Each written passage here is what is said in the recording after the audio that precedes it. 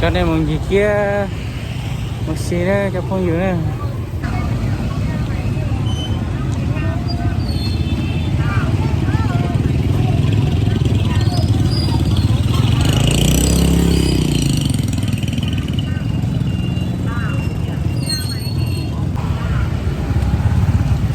Chợ Sông Thàng đấy nha các bạn nha. Chúng ta đi vào chợ nhé. Thế muốn gì kia kia nào đây? Ok nhau nó.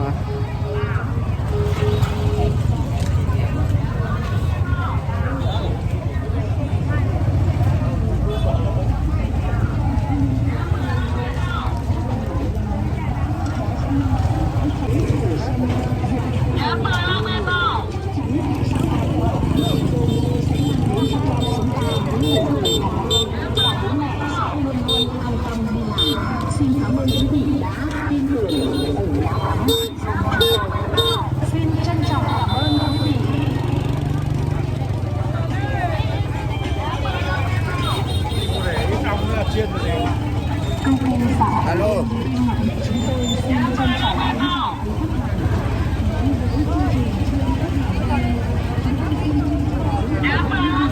Từ kia không?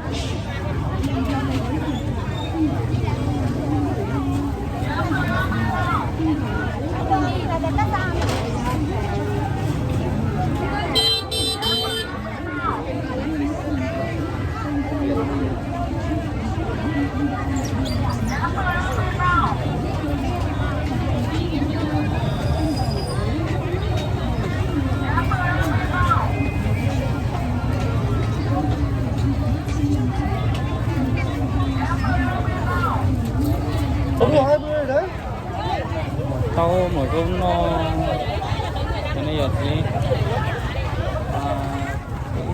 Ít tao ít tổ ra, cái này là chín lấy ra.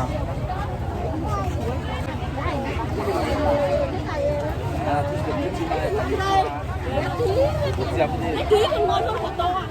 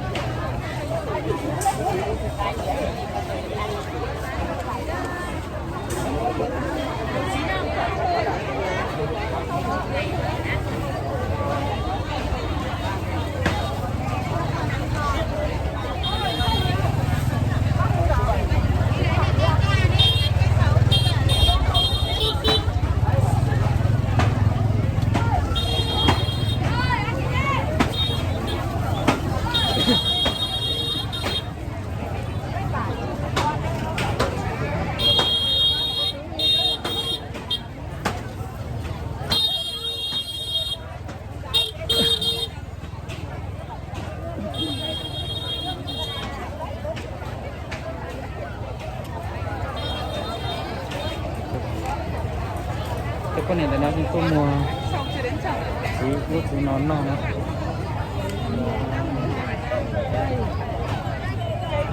cái tôi gì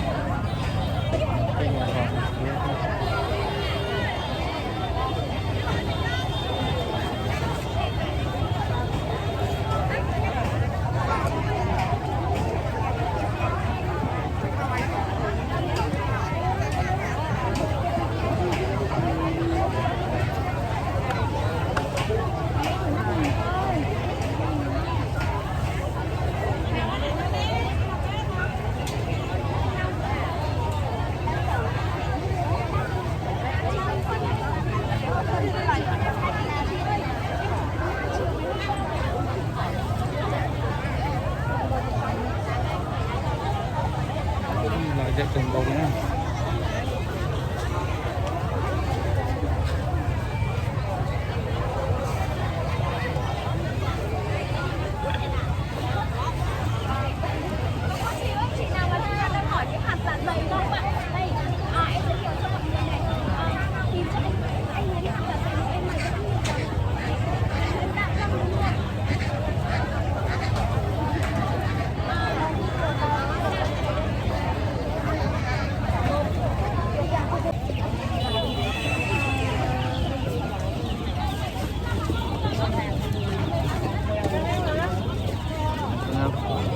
mình nonton nữa cho nó lo nonton cho nóอย่างtrên chưa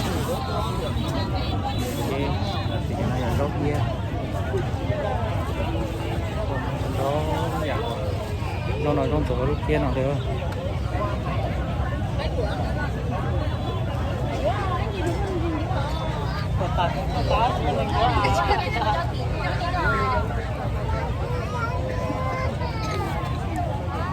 cộng đồng cơ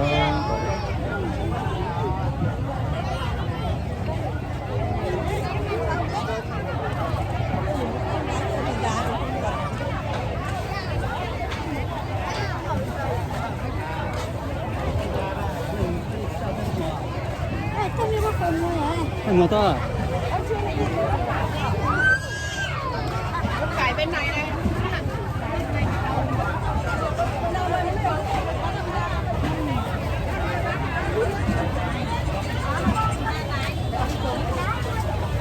Hãy subscribe cho kênh